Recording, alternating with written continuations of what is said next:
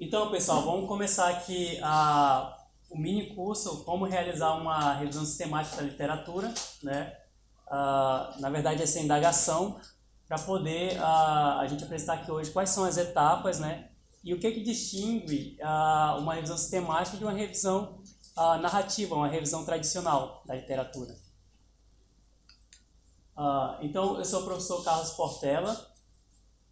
Meu primeiro contato com revisão sistemática foi lá no ano de 2013, quando eu cursei essa disciplina no meu mestrado, a disciplina de revisão sistemática, ministrada pelo professor Fábio Queda, que é uma referência em engenharia de software experimental na área de computação.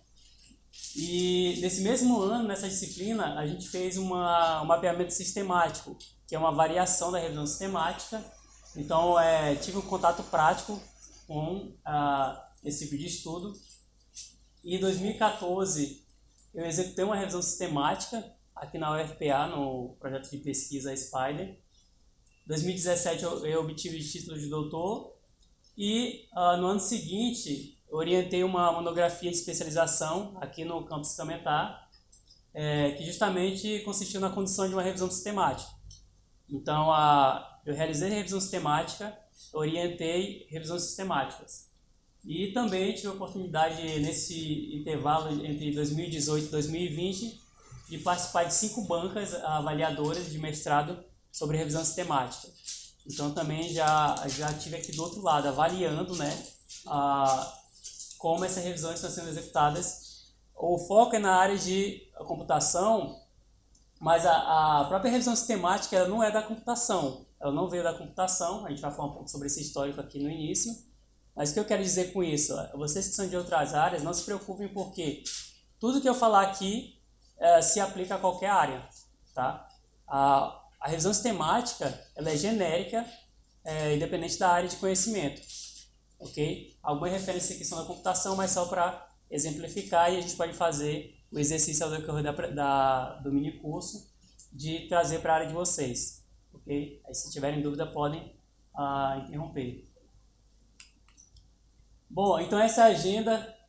Inicialmente a gente vai falar um pouco desse contexto histórico, de como surgiu a revisão sistemática, qual o contexto que a gente executa essas revisões sistemáticas, qual é o conceito de revisão sistemática e o que ela traz de vantagem para a gente. Por que eu tenho que executar uma revisão sistemática? Os tipos de revisões, revisão narrativa, revisão sistemática e a variação aqui, o mapeamento sistemático. E aí, finalmente, a gente chega aqui nas etapas de execução, como definir questão de pesquisa, realizar busca, fazer seleção de estudos, avaliação desses estudos, extração de dados e a síntese desses resultados. E aí, se der tempo, vamos ver como vai ser aqui a duração.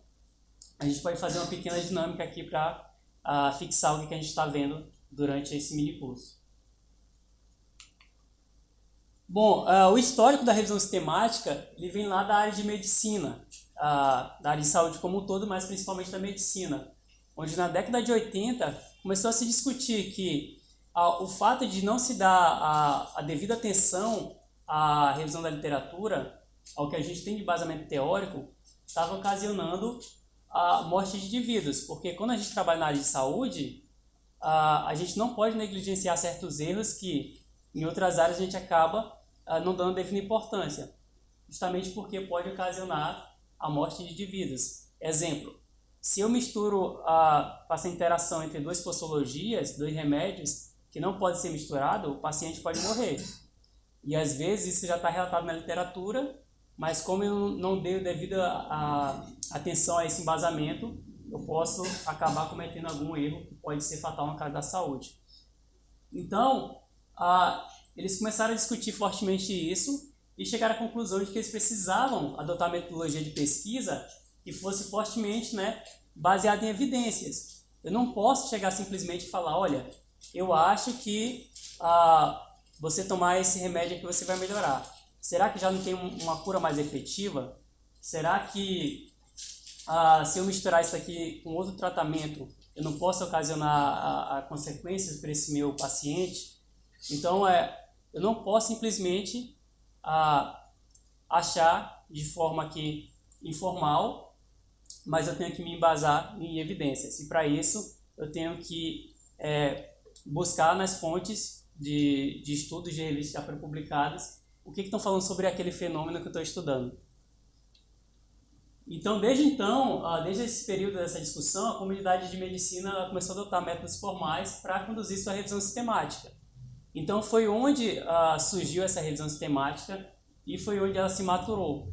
E aí, mais para frente, as outras áreas começaram a utilizar esse método de revisão sistemática com o mesmo propósito, para poder coletar evidências e trazer mais seriedade a esses estudos, no sentido de que eu posso chegar ao ponto de afirmar que existe um gap, existe uma lacuna de conhecimento na minha área de estudo.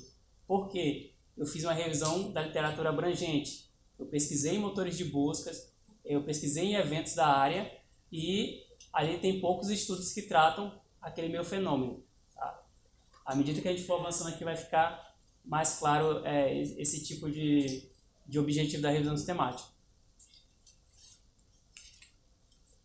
Bom, na computação ele começou a ser utilizado esse método, principalmente na área de engenharia de software, onde a ideia era identificar se aqueles métodos, aquelas técnicas que a gente utiliza, se de fato elas estavam sendo relatadas nesses trabalhos, se as suas vantagens e desvantagens também estavam sendo publicadas.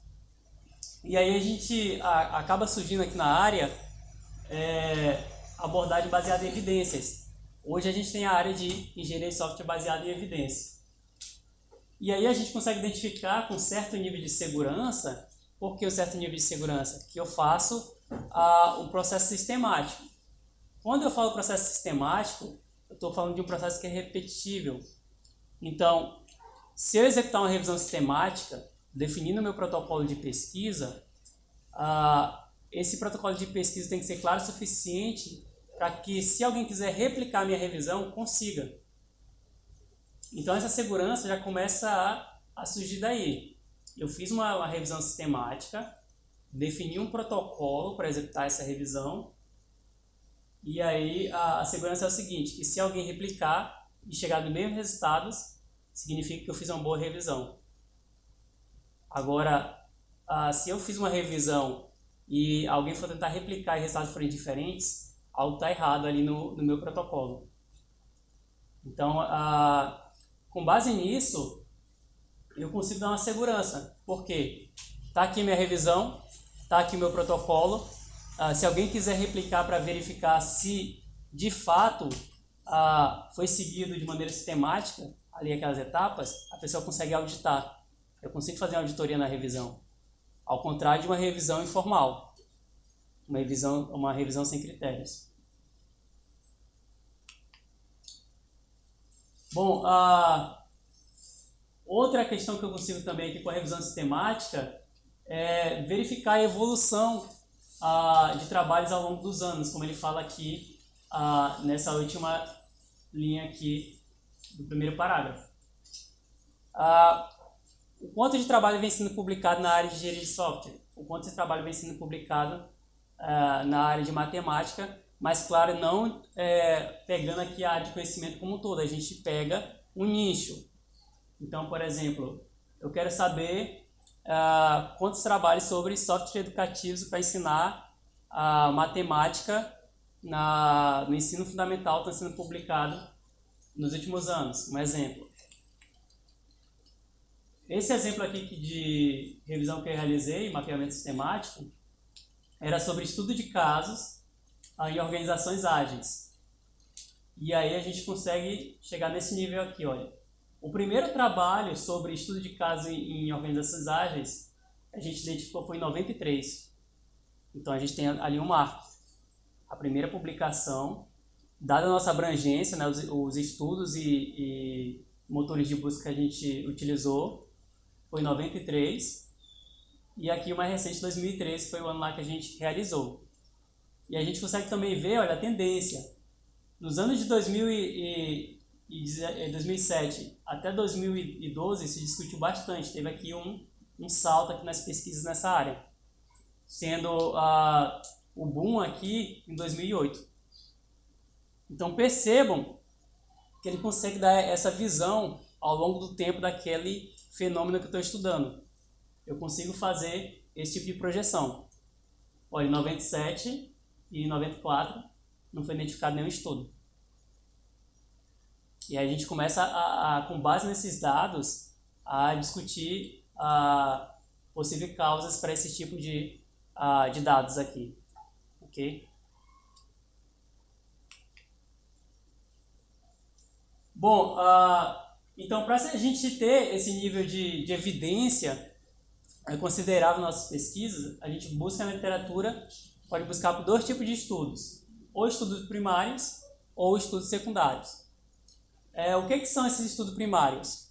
Como o nome sugere, é aquele estudo que ele não se baseia em um estudo completo, entendo por estudo completo definir um objetivo, executar uma pesquisa e concluir essa pesquisa. Então ele começa do zero, tá? E aí a gente tem aqui como exemplo um experimento, um estudo de caso, um survey, que é uma pesquisa de opinião. Eu posso ter pesquisação, eu posso ter relato de experiência. Tudo isso são estudos primários que tratam de fenômenos ou apresentam contextos específicos. E o estudo secundário, ele é justamente onde se enquadra a revisão sistemática e mapeamento sistemático. É um estudo sobre estudos primários. O estudo secundário, ele utiliza como base estudos primários. Então, vou fazer uma revisão ali da literatura. Eu estou pegando trabalhos primários que foram concluídos ali, definiram um objetivo, executaram uma pesquisa e concluíram essa pesquisa. E com base nisso eu vou fazer a análise daquele conjunto de trabalhos primários. Tá? Então aí vem o conceito de estudo secundário. Ele busca identificar, avaliar e interpretar esse resultado de estudos primários. Ok? E aqui a gente mostra um pouco mais dessa relação, nessa imagem. Os estudos primários aqui podem ser realização de experimentos, e aí os estudos secundários vão fazer uma análise desse conjunto de estudos primários através da revisão sistemática. Por que eu faço isso? A partir dessa análise aqui de estudos primários, eu consigo identificar lacunas. Exemplo, a gente está tendo pouca pesquisa sobre jogos educativos na educação infantil. Um exemplo. Então, eu estou evidenciando que existe aquela lacuna naquela área de conhecimento, aquele nicho específico. E não está saindo da minha cabeça, aquilo que eu falei no início. Não é algo que eu acho.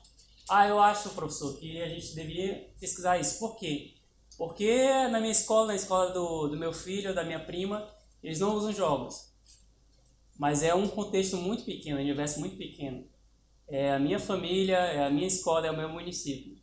Então, quando eu vou aqui para as evidências, para a literatura, eu consigo afirmar que nos últimos 10 anos, a gente tem apenas, exemplo, 4 estudos sobre jogos educativos no maternal, vamos supor.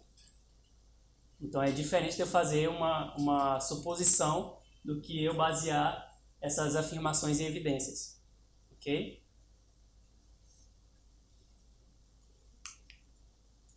Bom, e o que seria um estudo terciário?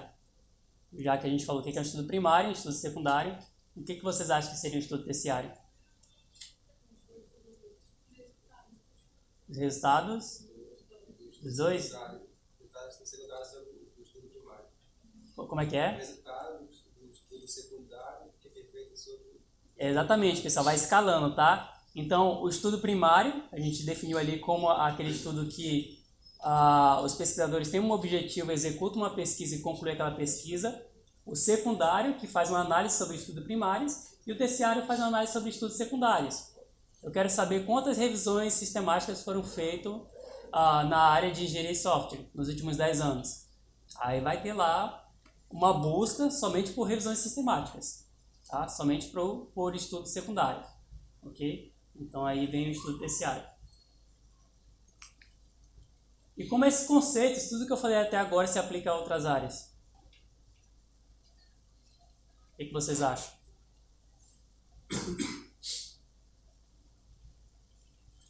Esse conceito de estudo primário, estudo secundário, estudo terciário, como se aplica à área de vocês que não são da computação?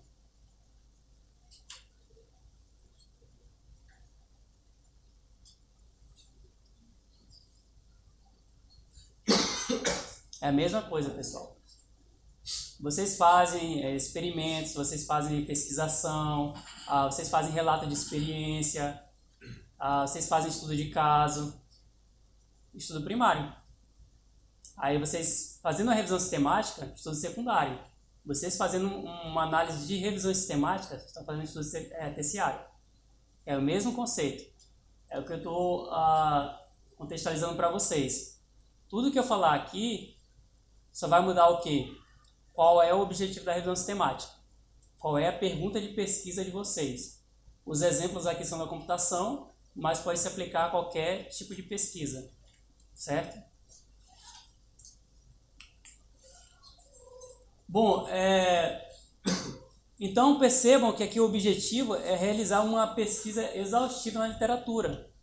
Eu não vou pegar apenas um evento da área, eu não vou pegar apenas um motor de busca. Quanto mais abrangente aqui, melhor. É claro que a gente tem limitações de tempo, a gente tem limitações de pesquisador, a gente tem limitações orçamentárias, porque algumas bases são pagas. Mas a ideia é ter uma abrangência suficiente ali dessas bases para a gente poder buscar evidências que vão auxiliar a gente a determinar uma hipótese. É aquilo que eu falei, eu não vou fazer afirmação da minha cabeça, eu vou basear aquilo em evidências, a fim de obter um conhecimento aprofundado sobre um fenômeno de interesse. Então, para isso, a gente utiliza estudos que foram publicados e validados. A partir do momento que eu vou para esses eventos, pessoal, percebam a diferença. A gente conversa muito isso com os alunos quando a gente vai escrever TCC. Os alunos tendem a, não que seja errado, tá? Tendem a referenciar muitos TCCs e dissertação. Dissertação, tudo bem. Mas qual é a diferença entre um TCC e um artigo? O que vocês acham? A condensação de informações. O artigo geralmente ele é mais reduzido, né, de informações, vamos dizer assim. Mas do ponto de vista da força, qual é a força que o artigo tem que torna ele mais relevante do que um TCC? A publicação, ele passa a ter um crivo ali. Ele passa aí por uma equipe de avaliadores que são especialistas naquela área. Não que o TCC não passe, mas o TCC ele tem um objetivo mais pedagógico, né? A gente está ali formando um aluno, a gente está avaliando ali o que o aluno aprendeu durante aqueles anos. O artigo não, ele não tem esse envolvimento, ele não tem essa função. Ele tem a criticidade científica. Eu estou mandando para um evento aquele artigo e vai ser avaliado quanto ao seu método, quanto ao seu objetivo, quanto ao atendimento desse objetivo. Então, por isso, a gente busca esses trabalhos em artigos publicados, já passarem por avaliação. Eu poderia dizer também que o artigo poderia ser algo inédito, é diferente do TCC, que pode ser algo já... o artigo poderia ser algo inédito, poderia entrar nesse contexto também, ser algo que seria novo, digamos assim, aí poderia passar por ser os avaliadores poderiam olhar de uma maneira diferente, justamente por ser algo novo, digamos assim. Poderia se tentar isso. Essa questão ela é interessante porque ela conversa um pouco com o que a gente está apresentando aqui. Todo artigo é inédito, pessoal? Não.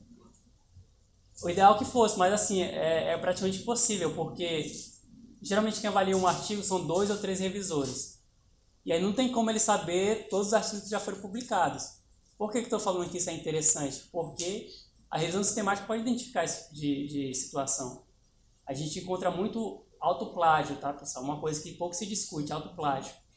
Tem pesquisadores que têm a audácia de pegar um artigo que foi publicado às vezes traduz, publica de novo. É autoplágio. Às vezes só muda o título e muda o resumo. E submete de novo. É autoplágio. Tá? O que eu quero dizer com isso? A gente pode fazer uma pesquisa aqui no Campus Cametá e publicar ela. E a pessoa pode fazer uma pesquisa lá nos Estados Unidos e publicar, sendo a mesma proposta. Nesse sentido, não seria uma inovação, mas também não seria um plágio porque foram autores diferentes, né? E como é que a gente conseguiria identificar esse tipo de situação, estudos parecidos? Revisão sistemática, entendeu? Mas vai mais para esse caminho do rigor. Você geralmente não conhece os avaliadores. Hoje em dia a gente está trabalhando muito com a submissão blind review, né? Revisão cega. Você não coloca o seu nome no artigo, na primeira submissão. Você bota ali autor, né, omitido. Então vão avaliar seu trabalho sem saber quem você é, qual a sua instituição. Vão avaliar o trabalho pelo trabalho. Se for aprovado, aí na versão final você manda o seu nome e a sua instituição. Então é mais essa questão da imparcialidade e do rigor na avaliação, tá? Que vai diferenciar o artigo do TCC.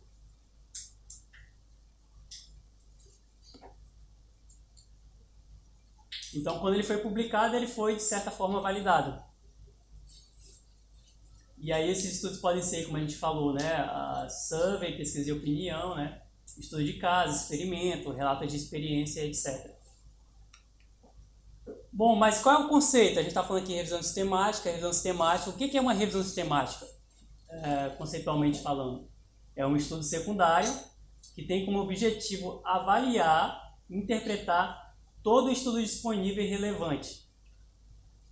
E aí a gente, claro, vai entrar naquela questão de determinar o escopo. A gente não vai conseguir ler todos os trabalhos do mundo, tá? Mas a abrangência tem que ser grande o suficiente para a gente poder fazer inferências ao final ali, fazer afirmativas.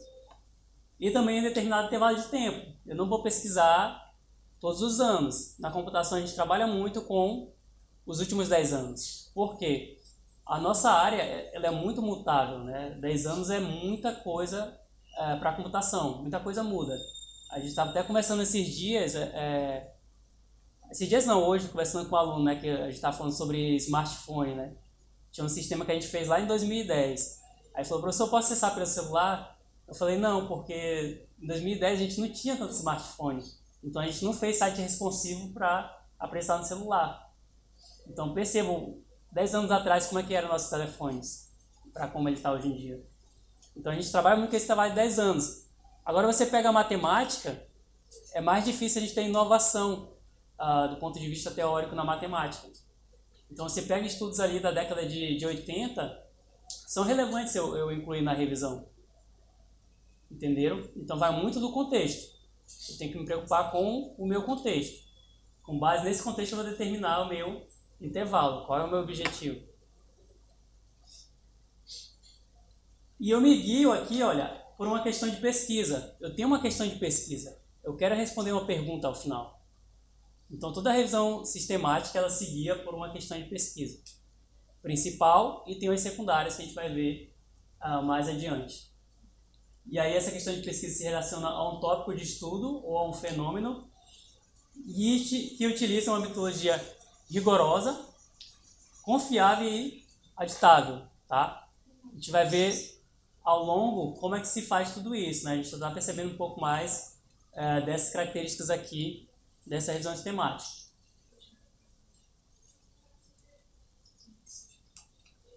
Bom, qual é a vantagem de se fazer uma revisão sistemática? Por que eu vou fazer uma revisão sistemática? Se dá trabalho, né? A gente busca aqui evitar viés, pessoal. Buscar esse tipo de situação. Olha, eu vou pesquisar sobre isso porque eu gosto. Você pode pesquisar sobre o que você gosta? Pode. Agora, se seu objetivo for fazer afirmações mais precisas sobre um campo do conhecimento, fazer ali contribuições para aquela área de conhecimento, aí a gente vai precisar tirar esse viés. Tá? Aí eu consigo fazer com a revisão sistemática uma análise mais objetiva, né? E aí isso facilita a minha conclusão. Eu tenho uma pergunta, quando eu responder ela, eu vou poder ter mais segurança nessa resposta. Justamente porque eu estou fazendo um estudo de forma objetiva.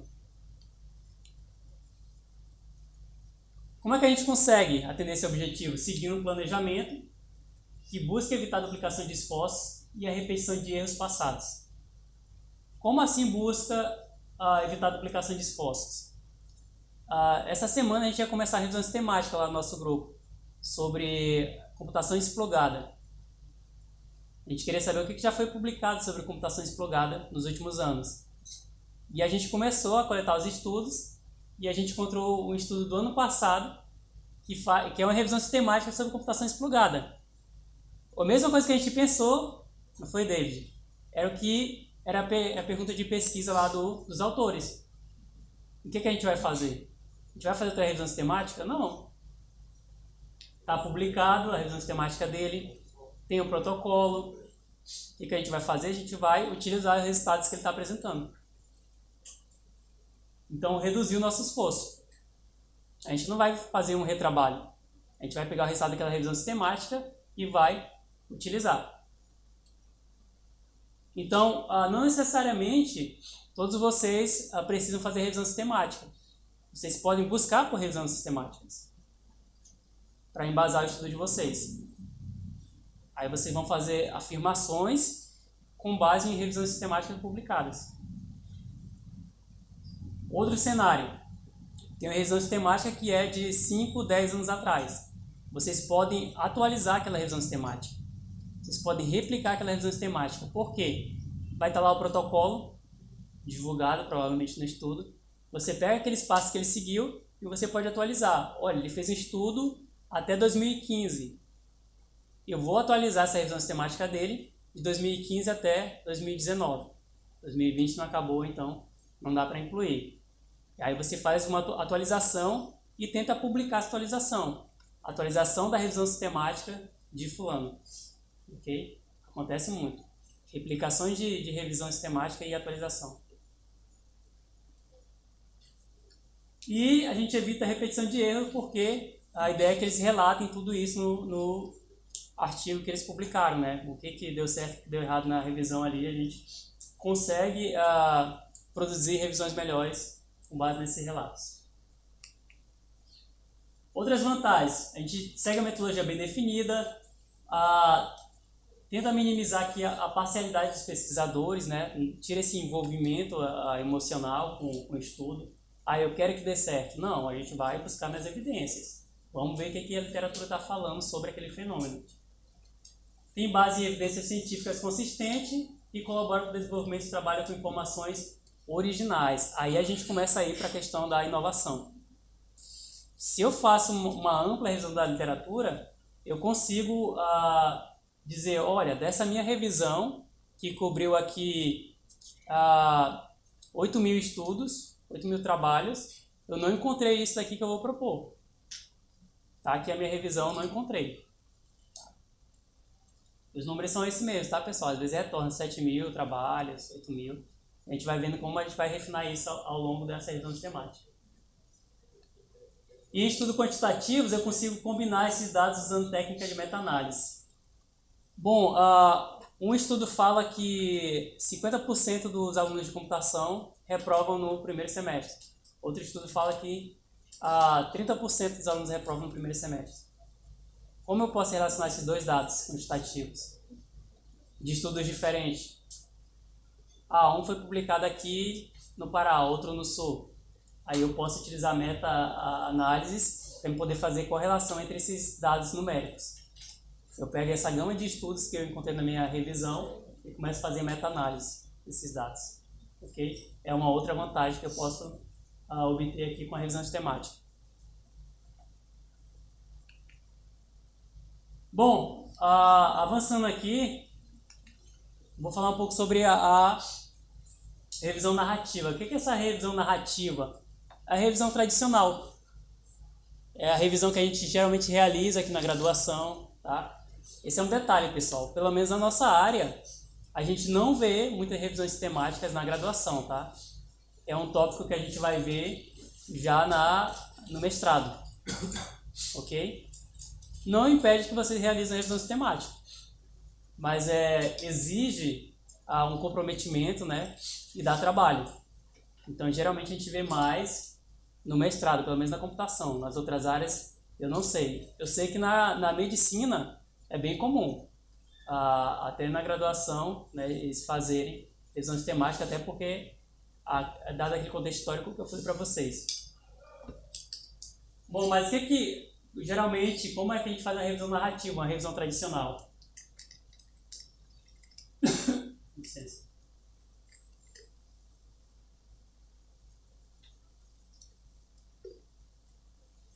Bom, geralmente a gente não tem essa preocupação com critérios explícitos e sistemáticos. Eu vou fazer a revisão da literatura, eu vou fazer ali uma busca no Google, vou fazer uma busca em um repositório de dados, mas geralmente eu não adoto critérios. Eu vou simplesmente lá, começo a navegar e vou retornando os estudos. Eu não tenho essa preocupação de esgotar as fontes. Poxa, mas será que eu pesquisei todos os eventos desse nicho aqui? Será que eu pesquisei todas as bases de dados? Não, eu pego ali alguns estudos e não faço essa cobertura por fonte de informação. E também, geralmente, não se aplica estratégia de busca sofisticada. Não se tem string de busca, não se preocupa com os termos-chave para poder fazer essa busca. E aí, o que acontece? Os estudos selecionados vão estar sujeitos aqui à subjetividade dos autores. Eu peguei esse artigo aqui porque eu achei legal. Eu peguei esse artigo porque o meu orientador falou que é legal. Eu peguei esse artigo porque ele foi o primeiro que retornou aqui no Google. Então é subjetivo, não tem objetividade aqui nesse processo de seleção. Não que isso aqui, pessoal, seja inútil, tá? Aqui ele fala, é adequado para a gente fazer fundamentação teórica de artigo, de tese de dissertação já é mais complicada. Eu tenho que utilizar, eu tenho que ser um pouco mais rigoroso, mas serve também, né? Não é claro que a gente faz também, né? E TCC, ok? É geralmente aquela fundamentação mais básica ali, sem utilizar muitos critérios.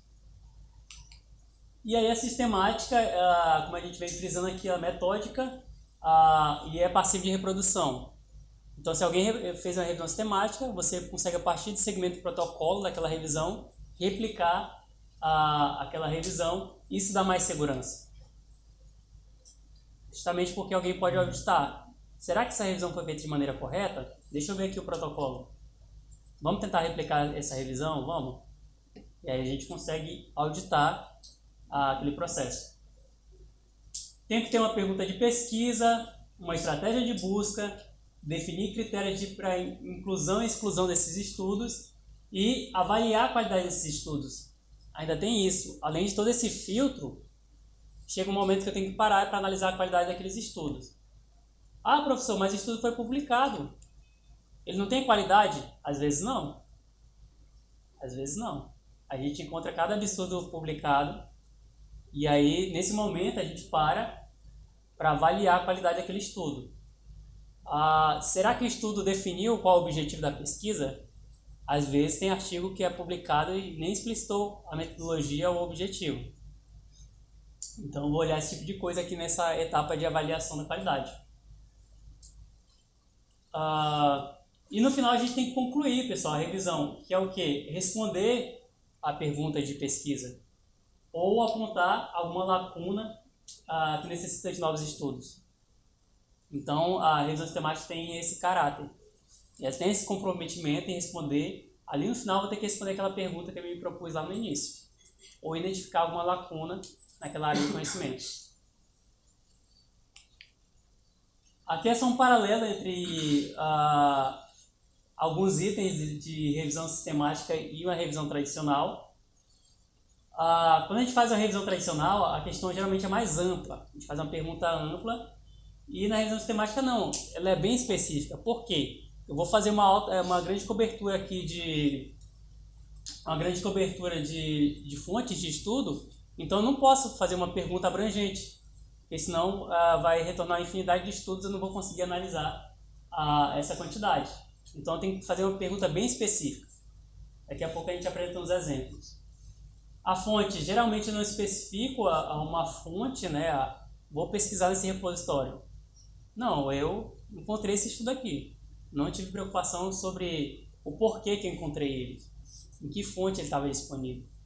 Agora aqui não, a gente já se preocupa com a fonte e na estratégia de busca. A seleção, geralmente eu não falo quais critérios eu utilizei para selecionar aqueles estudos aqui na revisão tradicional. Então, por isso, possivelmente tem viés. Já na revisão sistemática, eu tenho que aplicar critérios uniformes. A avaliação varia aqui dos estudos. Aqui ela tem que ser criteriosa e reprodutível. A síntese, geralmente é qualitativa e na revisão sistemática é geralmente quantitativa.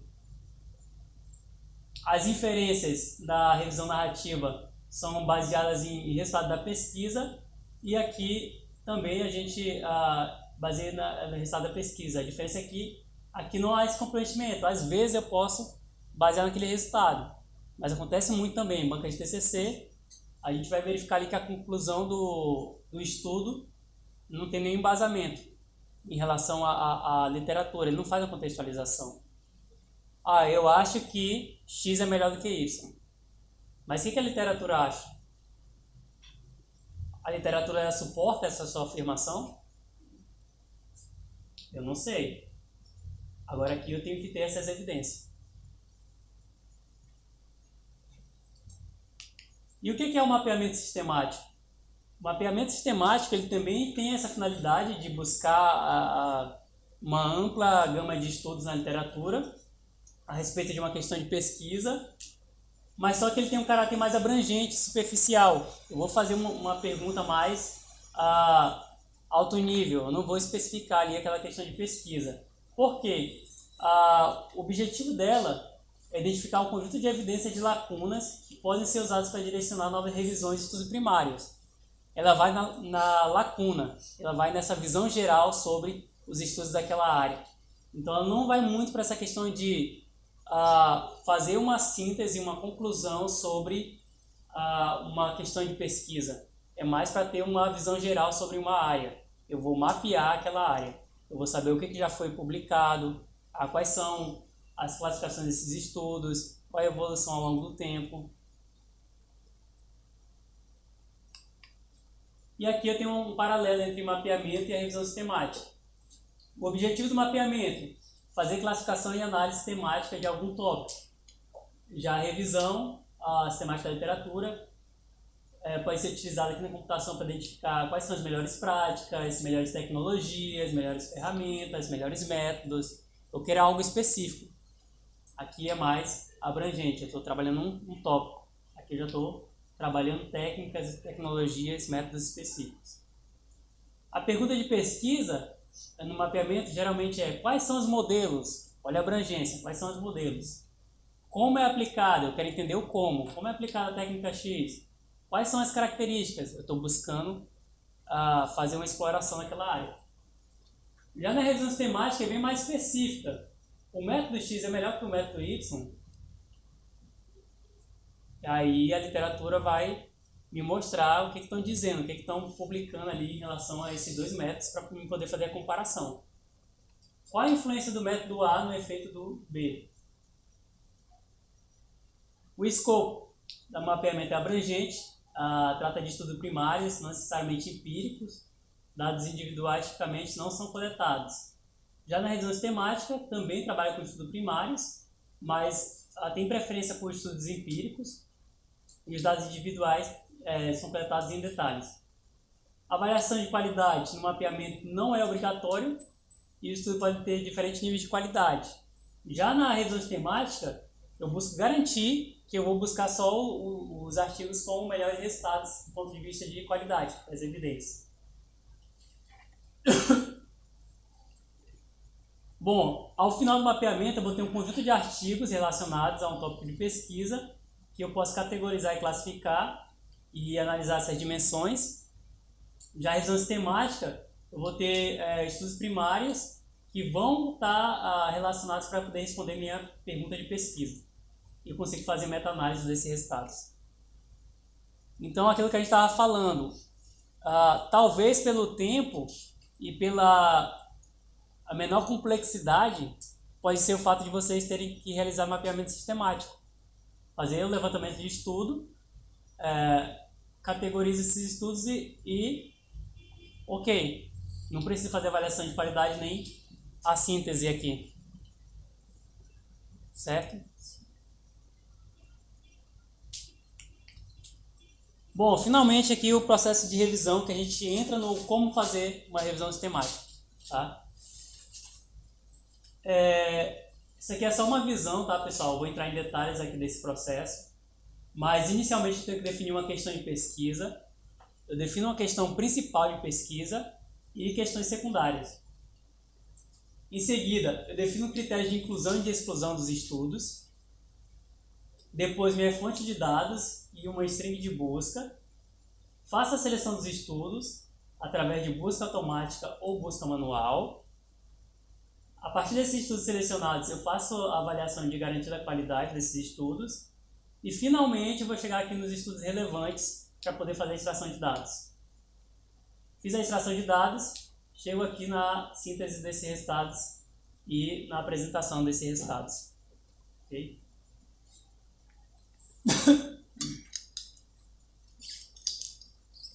Não se preocupe, pessoal, que eu vou disponibilizar essa apresentação, tá? Já está disponível, na verdade. Eu vou colocar o link aqui depois.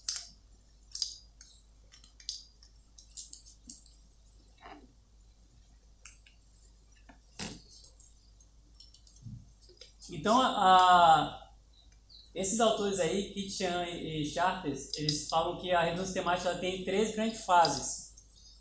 A primeira fase, a de planejamento, né? Planejar a revisão sistemática. É justamente onde eu defino a minha questão de pesquisa, desenvolvo meu protocolo da revisão sistemática e valido esse protocolo.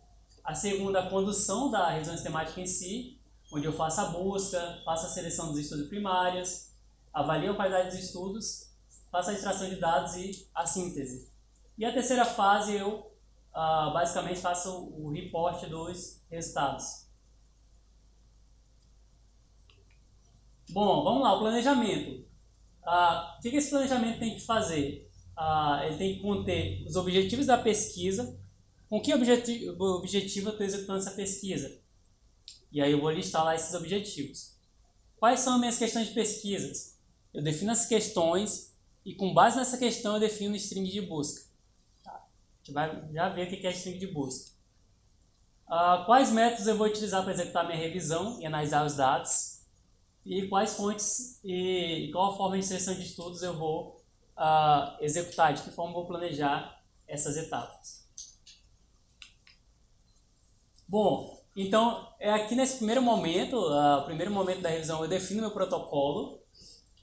É considerada a fase mais importante porque nesse protocolo vai conter a questão de pesquisa, que é aquela que vai ter que ser respondida ali ao final da revisão.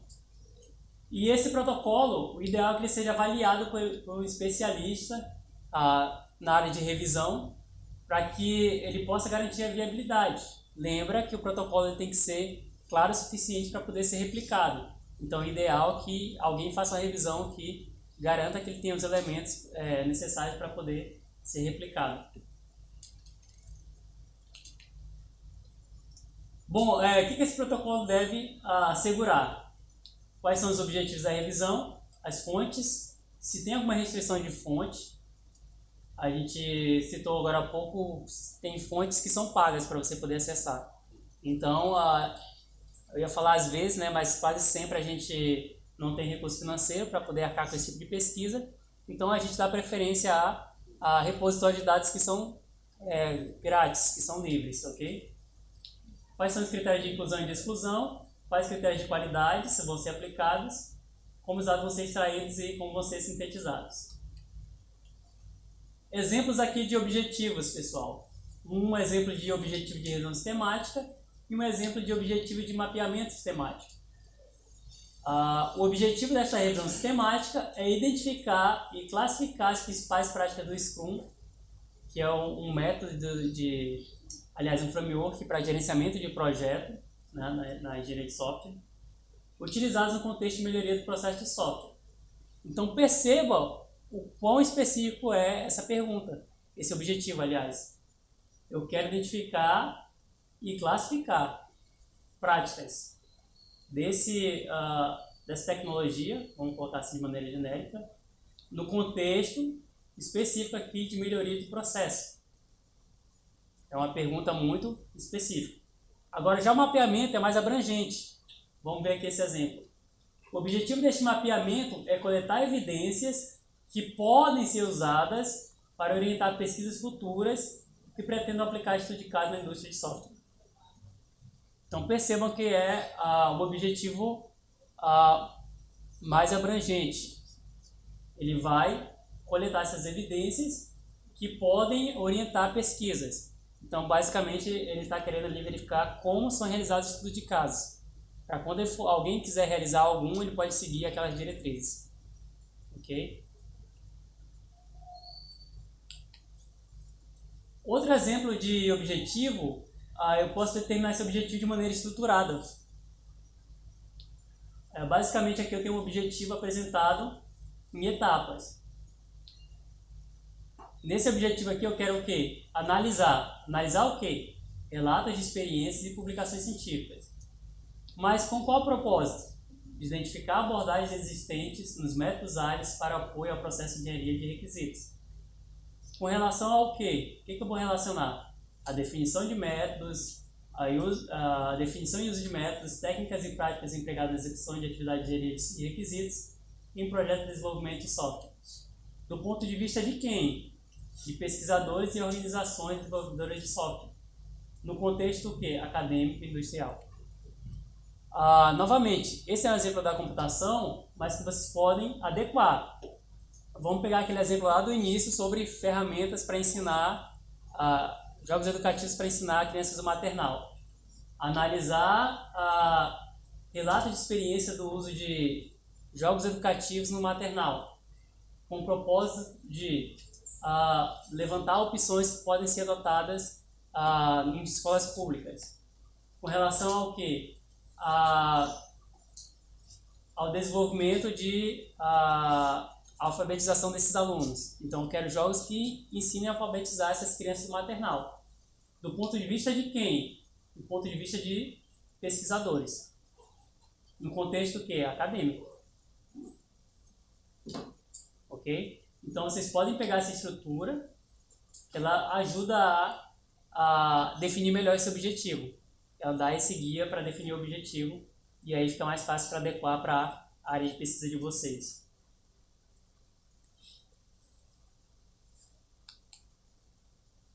Bom, uma outra maneira de definir questão também na computação que a gente utiliza, geralmente essas orientações de Kitchan e Sharps, é essa estrutura aqui, PICOC, né? Que vem aqui de população, intervenção, contexto, resultados e comparação. Então, novamente, eu vou estruturando o que eu quero pesquisar. Qual é a população que eu quero pesquisar? Organizações de software e projetos de software.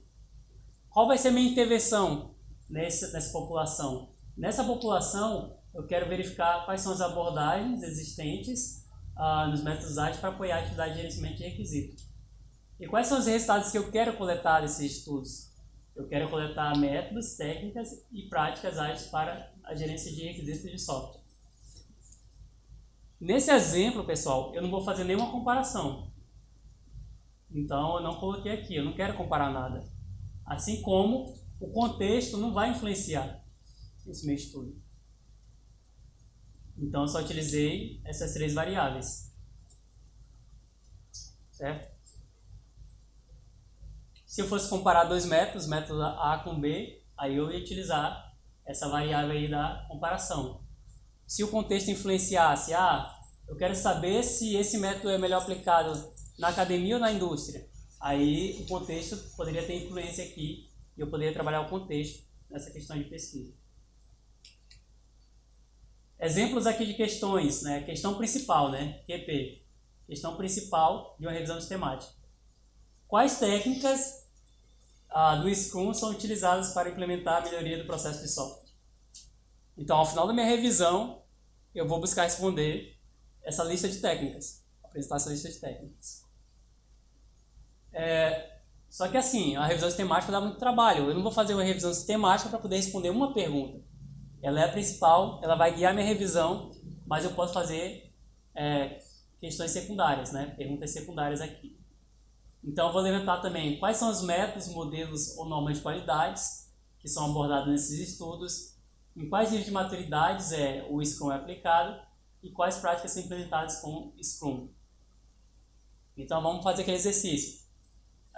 Quais são as ferramentas utilizadas para alfabetizar crianças no maternal? Vamos supor uma questão secundária. Quais são as plataformas desses jogos? É no computador? É no celular? É uma outra plataforma? É online? Em qual ambiente são aplicadas? Escolas públicas ou privadas? Então eu posso ir colocando questões que também são relevantes de se pesquisar. Não é a principal, mas vai me ajudar a entender aquele contexto. Certo? São aplicados em sala de aula ou no laboratório de informática específico? É aplicado pelo professor da disciplina ou tem que vir algum especialista da área para poder aplicar o jogo? Então a gente vai fazendo esse exercício de adaptar esses exemplos aqui para a pesquisa de vocês. O mapeamento é mais abrangente, como a gente está frisando aqui. Exemplo de questão principal. Como os estudos de casos estão sendo conduzidos? Olha, eu quero entender como eles estão sendo conduzidos. Eu não quero tratar de algo muito específico. Eu quero só entender aquela área de conhecimento. Qual é a evolução no número de estudos de caso ao longo dos anos? Quero saber quanto está sendo publicado. Qual foi o ano que publicou mais? Qual foi o ano da primeira publicação? Qual é o tipo de organização que realiza estudo de casos? Qual é a definição que está utilizando nesses trabalhos? O estudo de caso ele tem várias interpretações, né? Tem gente que chama de estudo de caso executar eu desenvolvi uma ferramenta, eu vou na empresa e coloco a ferramenta para rodar e falo que fiz um estudo de caso. Conceitualmente, o estudo de caso não é isso.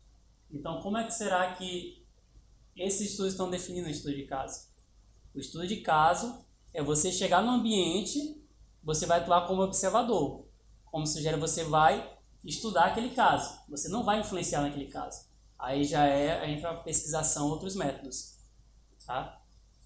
Mas é só para delinear que vamos verificar aqui o que as pessoas estão chamando de estudo de caso. Vamos entender aqui. Bom, e o protocolo, ele apresenta esses conceitos, as palavras-chave, as strings de busca, os critérios de inclusão e exclusão. A gente consegue delimitar como é que vai ser feito esse processo. Exemplo, eu vou ter que analisar os artigos. É claro que eu não vou ali fazer uma busca e vou ler todos os artigos inicialmente por completo. Inicialmente eu começo lendo o título do artigo e o resumo. Certo? Para fazer essa seleção inicial. Aí depois chega um momento, depois da avaliação de qualidade, que eu vou fazer a leitura integral dos artigos. A execução da síntese e a coleta desses artigos mais relevantes para fazer a análise final. O César, que é do nosso grupo de pesquisa do laboratório de abordagem focada no aluno, o LAFOCA, ele me ajudou a fazer esse protocolo aqui de revisão. Eu disponibilizei aqui para vocês também, tá? Tá bem aqui, ó, no nosso site, lafoca.com.br/RSL, né, Revisão Sistemática da Literatura, /protocolo.doc. É um modelo onde vocês vão poder criar o protocolo de vocês, né? Podem adaptar, fiquem à vontade. Tem basicamente uma capa, aqui fazendo referência à dissertação que a gente se baseou para criar ele, um controle de histórico de atualização, e aqui tem essas seções, olha, o contexto da revisão, qual o objetivo, quais são as referências desse protocolo, formulação da questão de pesquisa, o escopo, tipo de estudos, idioma, critério de inclusão, critério de qualidade, o processo de busca, o processo de seleção, avaliação da qualidade, estratégia de extração. E aí a gente colocou aqui algumas dicas, né, em cada um desses, o que vocês devem preencher. E aí, ao final, vocês podem acessar depois para analisar com mais calma.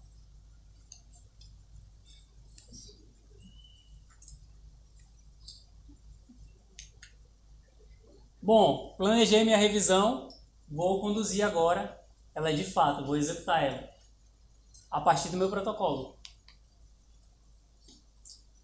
Bom, nessa condução eu faço a busca de fato, essa busca tem que ser transparente, tem que ser possível de ser replicada, né, repetível e documentada, assim como eventuais mudanças que vão seguir no meu protocolo, né, eu posso ter que alterar meu protocolo.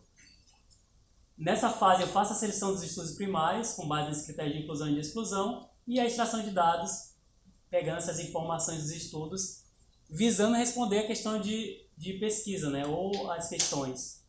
E aí eu posso fazer isso através de formulários ou de ferramentas. Eu tenho ferramentas específicas para auxiliar revisão sistemática.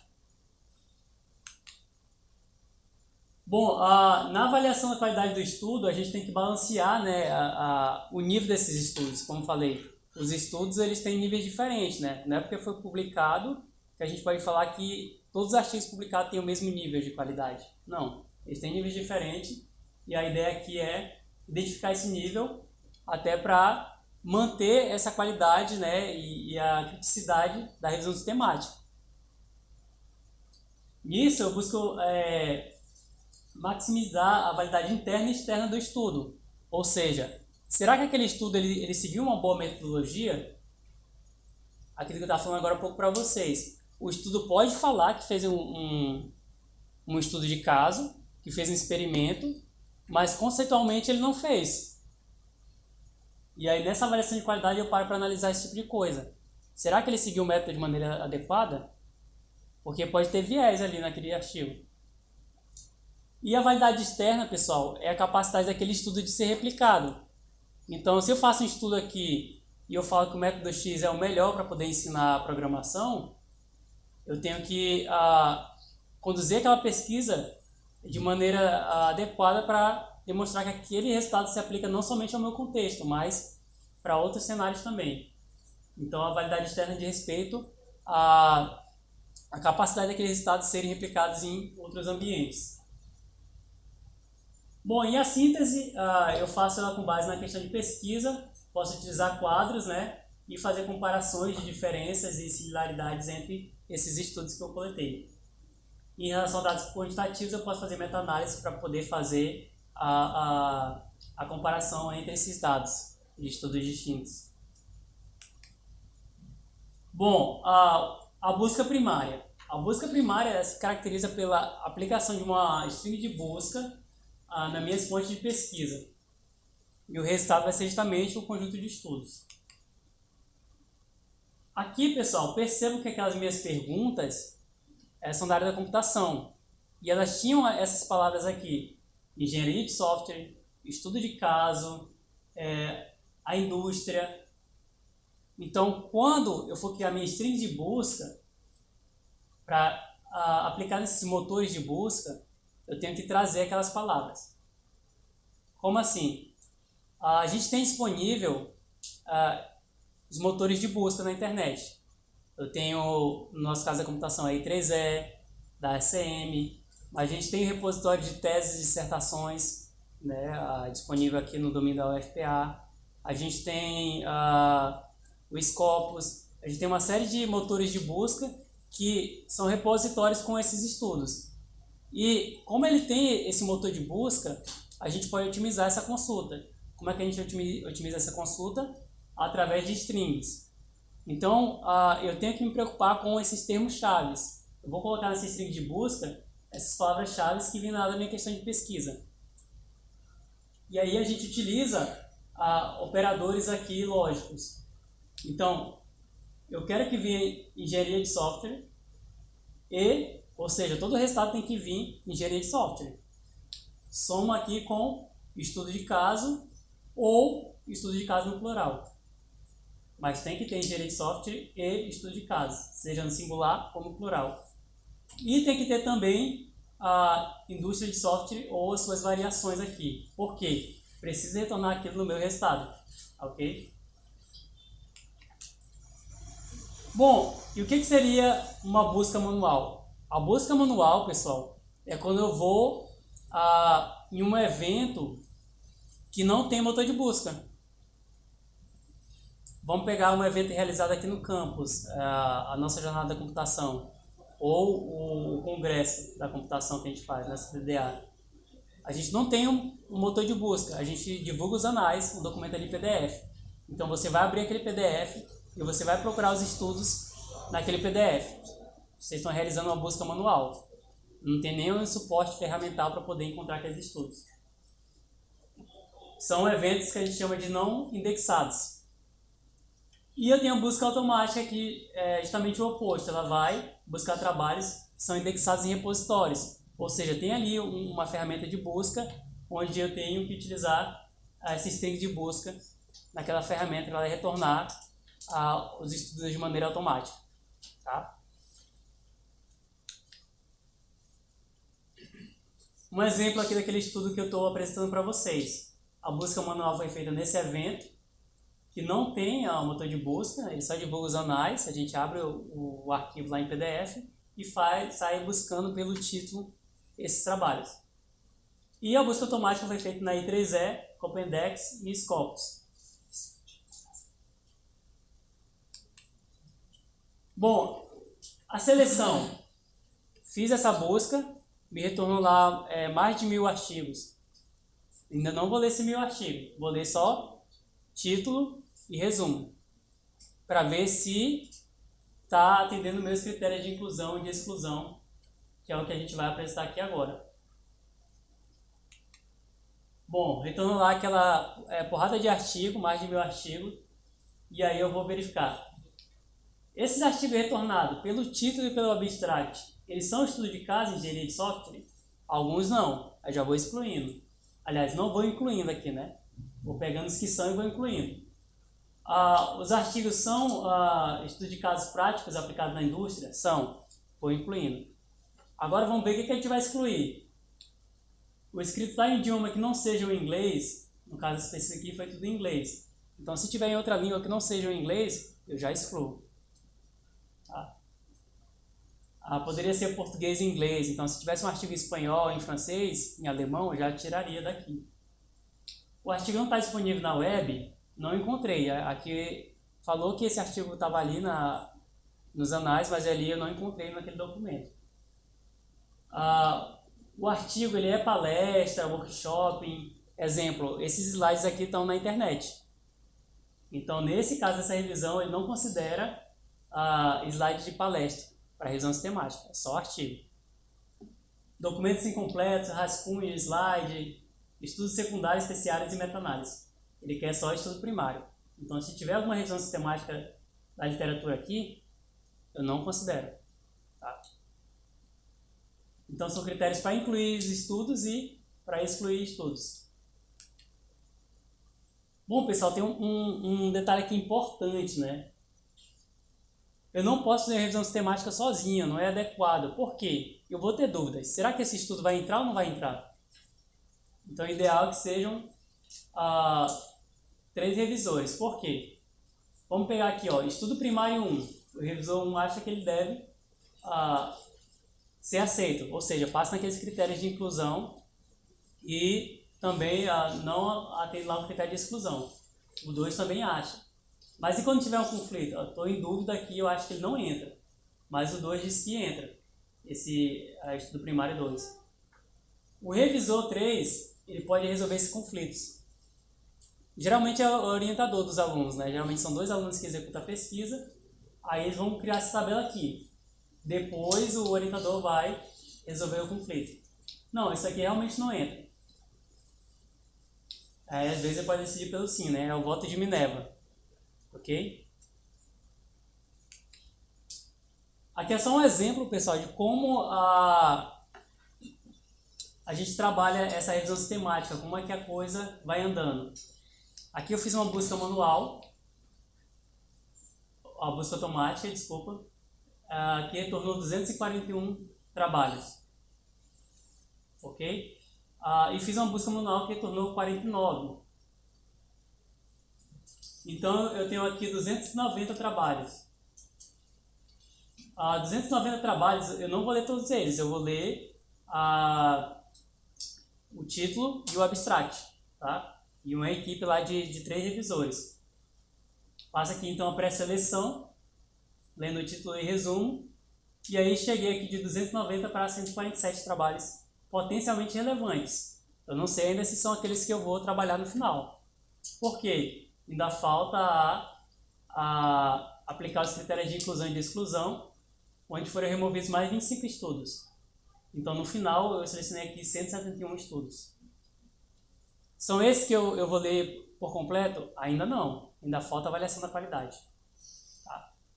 Aí, quando passar pelo crivo da qualidade, aí sim, esse eu vou ler na íntegra. Tá? Outro exemplo, tá, pessoal? Esse exemplo real, a diferença é que diminuiu o número de trabalhos. Tá? Nesse trabalho aqui, ele utilizou essas fontes aqui de busca e no final retornou, após aplicar a string de busca, 4.566 artigos. Só que olha só, duplicados entre essas bases, tá nessa base, tá nessa também, tá duplicado entre essas bases, foram aqui excluídos 935. E aqui tinha algum item no critério de exclusão, a gente excluiu mais 3.460. Então, no final, teve só 147 trabalhos. Ok? Isso tudo justificável. Olha, porque esse daqui está duplicado, porque esse daqui está em uma língua que não seja inglês, porque não está disponível, porque é resumo. Ok? Bom, aí finalmente a avaliação da qualidade. Eu vou determinar critérios de qualidade para eu poder atribuir uma nota e um nível de qualidade para cada estudo. Exemplos aqui. Vou pegar o artigo, vou abrir o artigo e vou analisar a introdução dele. Os objetivos ou questões são claramente definidos aqui na introdução. O artigo que não apresenta o seu objetivo na introdução, né, já dificulta ali a leitura dele, a interpretação dele. O tipo de estudo está definido claramente, ele fala ali na introdução que é um estudo de caso, que é um survey, que é um experimento, que é uma pesquisação, que é um relato de experiência. No desenvolvimento, existe uma clara definição dos objetivos, o trabalho está sendo referenciado de forma adequada, a conclusão, ela relata de forma clara e não ambígua os resultados, os objetivos ou questões são alcançados. Na conclusão, eu tenho que falar se o objetivo do meu trabalho foi alcançado ou não. Tem estudo que não faz isso, e é publicado. Bom, eu posso definir escala para cada pergunta daquela, eu vou responder aquela pergunta 1, o objetivo foi definido claramente. Não, não foi. Ou ele definiu sim e justifica. Ou ele define claramente, mas não justifica. Eu defino aqui um nível e aí ao final eu vou ter a soma ali de todos os critérios avaliados e eu vou ter ali uma faixa. O trabalho pode estar excelente do ponto de vista de qualidade ou pode estar muito bom, boa, média, baixa. E aí você decide o que você vai levar para a síntese final. Eu vou trabalhar só com trabalhos, eu vou analisar só os estudos que estejam nessa faixa aqui, muito boa e excelente. Ou não, encontrei poucos estudos, encontrei só 28 estudos, então vou trabalhar todos eles, ponderando aqueles que têm baixa qualidade.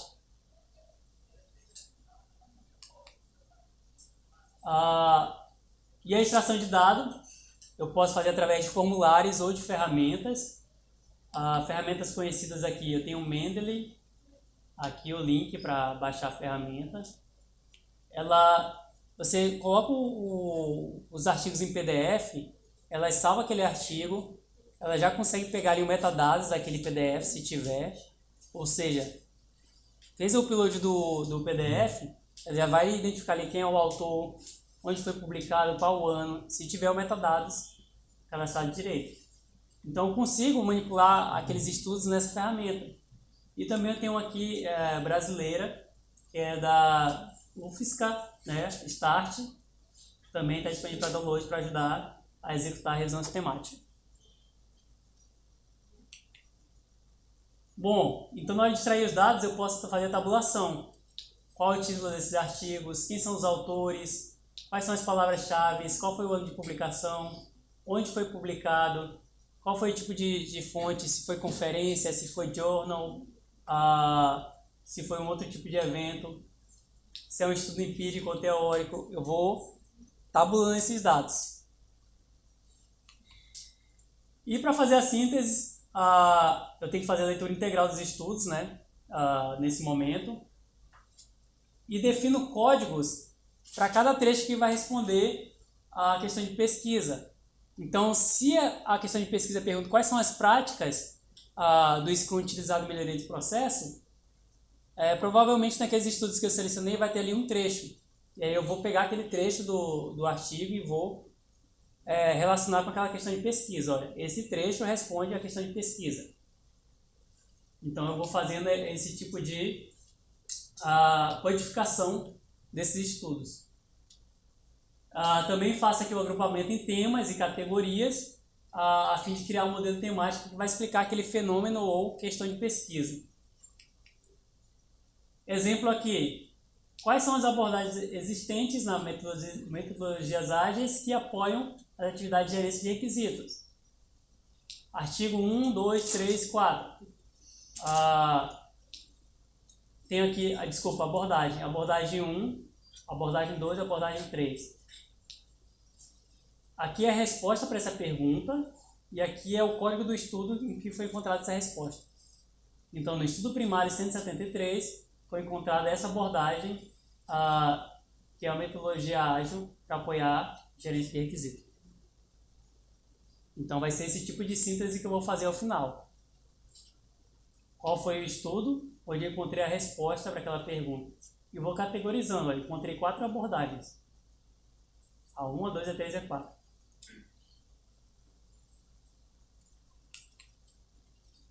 Finalmente, a fase 3, onde eu vou basicamente reportar os resultados dessa revisão. A ideia é sumarizar os principais resultados aqui encontrados, e eu posso fazer isso com auxílio de gráficos, de relatório. A própria publicação de um artigo é uma forma de apresentar o resultado da revisão. Eu estou divulgando ali aqueles resultados. Claro, buscando aqui responder as questões que foram feitas lá no início. Exemplo aqui de apresentação desses resultados. Quais são os países que mais pesquisam sobre o uso de Scrum, vamos supor, nesse exemplo que a gente está utilizando? Ou quais são os países que mais trabalham com softwares educativos na alfabetização de crianças do maternal? Eu vou ter essa resposta aqui, essa síntese. Então, primeiro Estados Unidos, em segundo lugar o Brasil. As empresas estão utilizando mais Scrum ou outras práticas ágeis? Aí eu vou ter essa resposta com base nos estudos que eu analisei. Quanta publicação está sendo feita em relação a esse fenômeno de estudo? Eu vou ter essa visão ao longo dos anos. Bom, essa aqui foi a dinâmica que eu realizei com os presentes, onde a ideia é que eles fizessem uma discussão sobre a realização de uma revisão sistemática, colocando em prática tudo que a gente viu durante essa aula. Então, eles tiveram que definir um objetivo na sua área de atuação para realizar uma revisão sistemática. Em seguida, definiu a questão de pesquisa principal e 2 questões de pesquisa secundárias, a string de busca derivada dessa questão de pesquisa, definir 2 buscas de uma fonte de busca automática, outra manual, e 2 critérios de inclusão e 2 de exclusão para essa revisão sistemática fictícia aí que eles realizaram durante a dinâmica. Foi bem legal o resultado, onde eles puderam tirar algumas dúvidas e refinar o seu entendimento sobre os conceitos vistos durante essa aula. Bom, essas são as referências que eu utilizei durante essa apresentação, destacando que toda essa aula foi baseada na dissertação de mestrado do Bleno Silva, esse React-M, uma evolução da abordagem React para apoio ao processo de gerência de requisitos de software baseado em evidências empíricas. Também destaca aí os trabalhos do Travassos, né, que ele tem como coautor aqui citado, e os guidelines de Kitchen e Charters, que também são referências na área de computação para a realização de revisão sistemática. Obrigado. Qualquer pergunta vocês podem deixar nos comentários ou mandar para o meu e-mail, csp@ufpa.br.